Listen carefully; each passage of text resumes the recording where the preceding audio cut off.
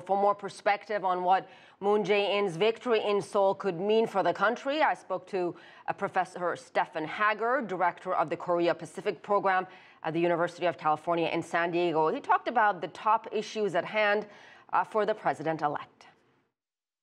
There are basically two issues for the Korean electorate. One has to do with foreign policy, which we'll take up in a minute, I'm sure, and the other has to do with the sluggish growth that South Korea has experienced, not just under the previous administration, but for some time since the Asian financial crisis. So we're looking at issues like reform of corporate governance in South Korea, trying to address some of the social issues, inequality. Trade effects are actually very significant. Integration with China has had both positive and adverse effects for some parts of the population in South Korea. All of those things will be issues.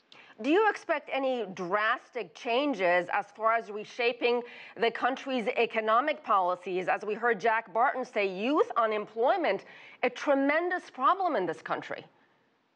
I think there are a lot of areas for potential reform, and the question is whether a progressive government can take all of them up, because on the one hand, they involve these social issues on which they're strong, but you also need to do something about corporate governance reform and challenging the chaebol, trying to get smaller firms and startups as a more dynamic part of the Korean economy. I think all of those things will be issues. It's going to be a challenge. How much do you think the backlash against President Park Geun-hye, former president, I should say, and the anger over that corruption scandal helped Moon win this election? Well, there's just no question about it. The Centre was discredited and split. And one of the things you see that contributes to his victory is clearly that the conservative forces in the country were divided.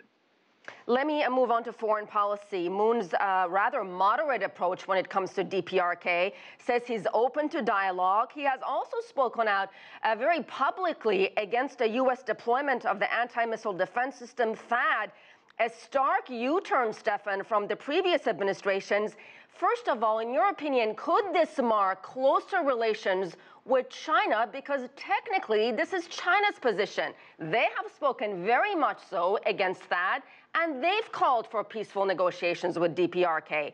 And my next question to you is, what will it do with the relationship with the United States? Well, I think that this is a more moderate president with respect to these issues. I personally think that's positive. I think there's room for the United States and South Korea to cooperate on these issues. Here are some of the things I think we're going to see. First of all, we'll probably see the president send an envoy to North Korea. I don't think he's going to do anything dramatic until he opens a channel. From the U.S. perspective, I don't think that that's a negative. That's a positive. He's also said that he would deter and continue the alliance with the United States with respect to any North Korean provocations. So that looks good from the perspective of the United States. I certainly think that he would like to see a resumption of the six-party talks in which China has clearly played a central role. And I think the one thing that's different is he's probably more willing to engage on the economic front than the two previous administrations were. And so that's probably the piece the United States is going to be watching most closely.